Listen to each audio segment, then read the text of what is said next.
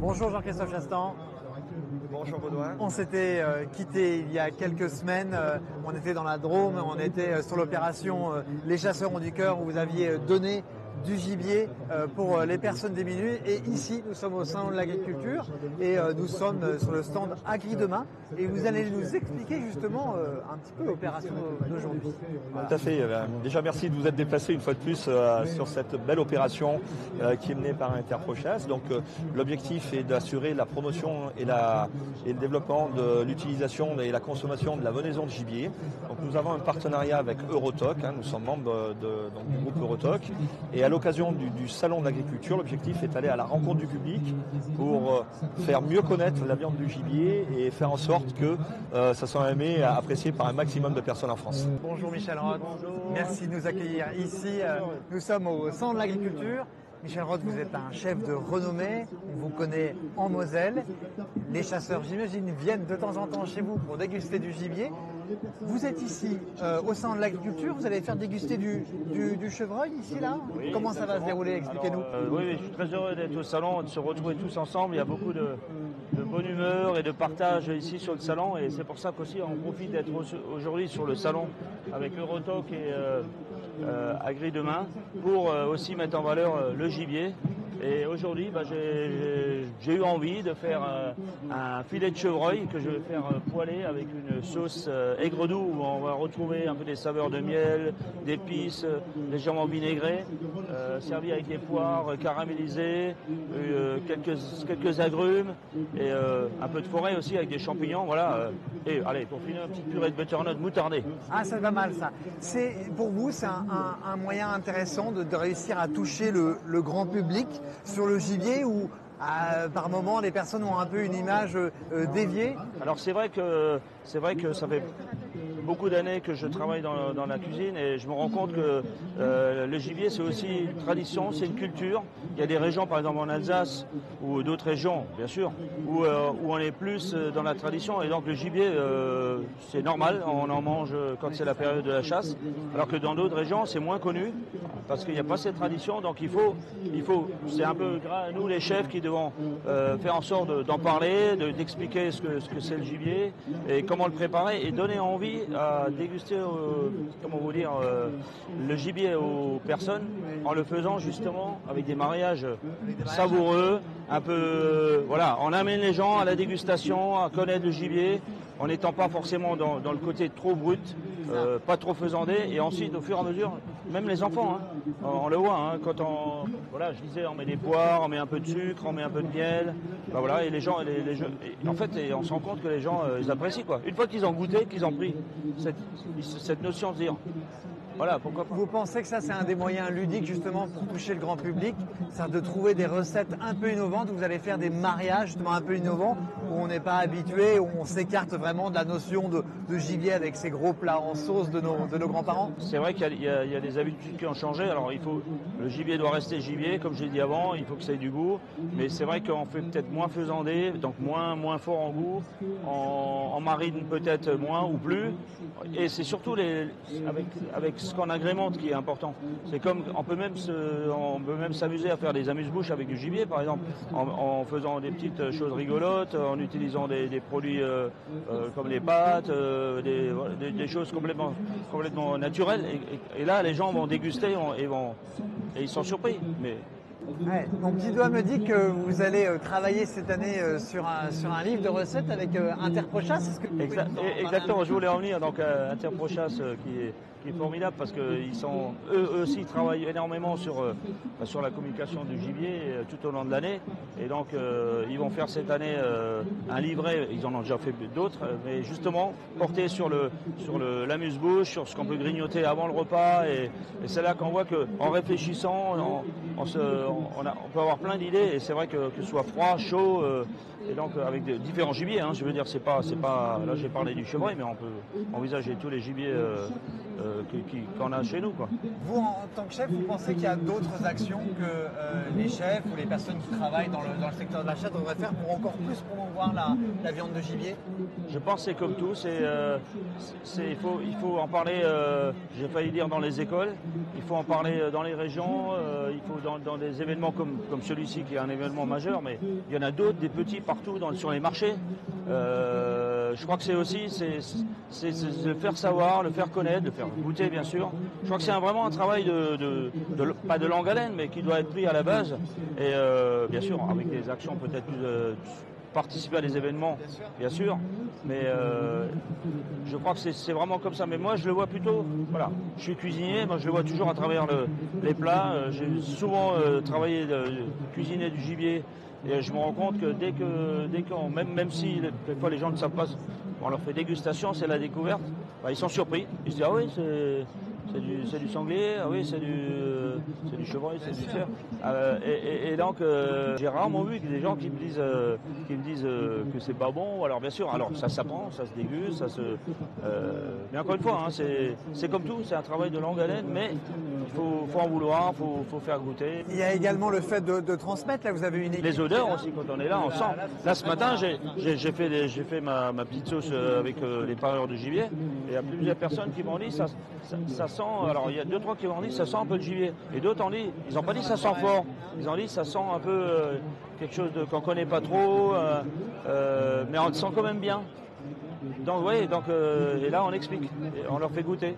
Pour ceux qui nous regardent et qui auraient envie un jour de s'arrêter dans votre table et dans votre région, où est-ce qu'ils peuvent aller justement? Alors c'est vrai que je suis originaire de l'Est de la France, de Moselle, fier de l'être.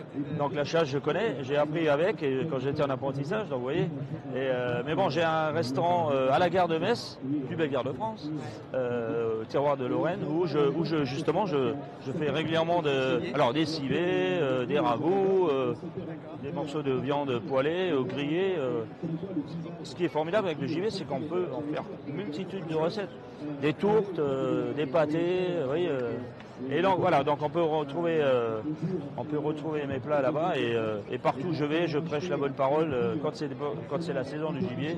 J'hésite pas à proposer dans mes menus dégustation des plats avec du gibier avec beaucoup de plaisir. Bah en tout cas, bravo et ça sent très bon. Vous allez déguster. Ah ouais. Et je suis en train de finir mon assiette, mais c'est pas grave. Hein. Mais c'est pas grave, Anita vient de terminer son assiette. Anita se baladait ici au salon de l'agriculture. Et puis elle a senti une petite odeur sympathique. Il y a du chevreuil. Anita, c'est la première fois que vous mangez du chevreuil ou pas? Non, c'est pas la première fois. C'est pas la première fois. Pourquoi? Je viens de Pologne et en Pologne, on fait beaucoup de chasse. D'accord. On a beaucoup de régions où il y a beaucoup de forêts et j'ai l'habitude de les manger depuis mon enfance. Et je trouve que cette viande, elle est très tendre et justement, ça montre la qualité de vie de l'animal qu'il avait eu. C'est-à-dire qu'une chevreuil, ça se balade dans la forêt, ça mange bien. Il n'y a pas de pesticides, il n'y a pas de... naturel. Et cette qualité, on ressent dans la viande, c'est très bon pour la santé. Il n'était pas nourri avec des choses artificielles, il n'y avait pas d'antibiotiques, ça ressent beaucoup. Et on cuisine différemment en France et en Pologne, là, cette recette-là, c'est vraiment différent? Chevreuil en Pologne, on le met avec les petites confitures de cranberry. Ouais. À côté, on met des pommes de terre, des cachas, c'est-à-dire les sarrasins. Alors, on l'accompagne différemment. Pour moi, c'est ma première fois que je mange ce type d'accompagnement avec kumquat, qui est, je trouve, déjà un fruit exotique très original, ouais. Et aussi avec les noix. Et ça, c'est super bon accompagnement. Je vais la tester en Pologne. Je vais la tester. Je vais en Pologne cette recette. Je vais les copier, justement pour faire déguster à mes compatriotes polonais pour qu'ils découvrent une autre façon de les faire. Et je trouve que c'est exquis. C'est un maître, c'est un champion. Voilà. Exactement. Michel Roth est un champion. Excellent. Et ben Anita, merci beaucoup en tout cas. Merci. Donc je suis avec Marie-Odile et Anita. On est face au chef Michel Roth. Vous baladiez tranquillement sur le salon. Vous avez senti une petite odeur sympathique. Marie-Odile, c'est la première fois que vous dégustez du gibier? Alors c'est la première fois que je déguste du gibier, je trouve ça excellent. C'est du chevreuil, vous n'aviez jamais mangé de chevreuil? Je n'avais jamais mangé de chevreuil. Alors quelle sensation, quel goût est-ce que ça a? Est-ce que c'est différent du goût de la viande que vous mangez habituellement? Alors c'est différent de la viande que je mange habituellement, elle est un peu plus forte que de la viande de porc, mais très très bonne, délicieuse et une odeur très très bien cuisinée également. Très bien. C'est délicieux. Super. Et j'en remangerai. Et vous en remangerez, ça c'est une bonne chose. Marie-Pierre Motton, merci de nous accueillir sur le stand de la Drôme. Comme je le disais à l'instant avec Jean-Christophe, on était dans la Drôme il y a peu de temps pour l'opération Les Chasseurs ont du cœur, où chaque année depuis 10 ans maintenant, les chasseurs donnent du gibier, défaisant notamment aux plus démunis. On en parlait à l'instant, Jean-Christophe, Interprochasse réalise de nombreuses actions pour la promotion de la venaison. Ici, on est au cœur de la Drôme. On en parlait tout à l'heure. On était avec un chef, Michel Roth, qui cuisine aujourd'hui une recette de chevreuil pour le grand public. Il y a d'autres actions que Interprochasse fait au quotidien pour justement promouvoir la venaison. Absolument. Le rôle d'Interprochasse, c'est d'assurer la promotion de la venaison du gibier au niveau du grand public principalement. Pour cela, on a mis en place, dans le cadre du plan triennal qui est validé par nos deux ministères de tutelle, à savoir le ministère de l'économie et le ministère de l'agriculture, un plan donc, de communication pour assurer la promotion du gibier. Nous avons différentes opérations. Ici, nous sommes sur le Salon international de l'agriculture, sur le stand d'Eurotoc. Et puis, pour faire un petit clin d'œil à notre beau département de la Drôme qui participe aussi activement à la promotion de l'art culinaire français et entre autres du gibier. Donc, je souhaitais qu'on vienne rencontrer mon ami Marie-Pierre pour parler un petit peu aussi de la Drôme et des différentes opérations. Donc, principalement au niveau national, nous assurons l'opération notamment le gibier Y avez-vous pensé, une opération donc, de promotion donc, du gibier par le biais de l'association donc, des bouchers de France et de l'ensemble des transformateurs et aussi donc d'autres opérations comme l'opération la semaine du gibier donc, qui est faite sur le marché de Rungis au pavillon volaille une fois par an au moment des fêtes de fin d'année. Également notre participation à la mission Top Chef aussi qui est suivi quand même par mal de millions de personnes. Et puis là, le beau partenariat que nous avons donc avec Eurotoc, pour lequel nous sommes partenaires et membres, et là où on assure tout au long de l'année différentes opérations. Donc dans le cadre des restaurants, on va essayer de conquérir un petit peu le public, un peu dans tous les secteurs où on peut consommer la viande. Et l'objectif vraiment, c'est de moderniser l'image de la viande de gibier, non pas rester sur l'image un peu d'épinal du civet sanglier ou de lièvre, et proposer des recettes modernes au grand public. Donc là, le grand public peut ici va déguster du gibier. Mais Interprochasse fait d'autres opérations auprès du grand public, je crois, pour justement faire découvrir le gibier. Je crois que vous faisiez déguster du gibier en gare, c'est ça? Oui, c'est Chef de Gare, l'opération Chef de Gare, un partenariat avec la SNCF. Donc chaque année, on met en place cette opération dans une des grandes gares de Paris. Et où là, on est en contact direct avec le public aussi, une fois de plus, où on leur fait déguster du gibier. Et c'est un véritable succès. Je vois encore hier, nous étions sur le salon aussi, une personne nous interpellait, oui mais où est-ce qu'on peut trouver du gibier sur Paris? Donc on travaille à savoir aussi avec le ministère de l'Agriculture sur ce projet. On est en train de mettre en place un plan de développement de la venaison du gibier. Il y a eu un rapport l'année dernière par un organisme qui s'appelle le CGAER, donc du ministère de l'Agriculture, qui nous a proposé un certain nombre de recommandations. C'est un sujet aussi qu'il faut savoir, un sujet transversal, puisqu'on doit le travailler forcément avec l'ensemble des acteurs du monde de la chasse et entre autres la Fédération nationale des chasseurs. J'en profite parce qu'on est sur votre stand. Vous, quelles opérations vous avez pu déjà faire autour du gibier justement avec Interprochasse et Jean-Christophe Chastan? Alors d'abord avec Jean-Christophe, c'est une longue histoire amicale et on est très heureux de pouvoir l'accueillir sur le stand de la Drôme.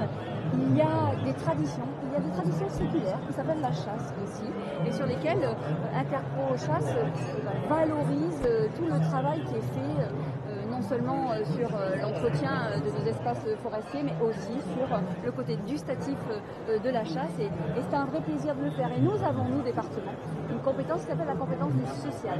Donc je vois la main tendue qu'Interprochasse peut donner aux plus démunis sur une opération gibier, connaissance du gibier et pouvoir culinaire du gibier. C'est vraiment intéressant. Je suis ravie qu'il soit là et du travail qui est fait. Très bien. En tout cas, merci à tous les deux. Bravo à votre investissement. Et puis, on a hâte de vous retrouver très prochainement pour de nouvelles opérations avec Interprochasse.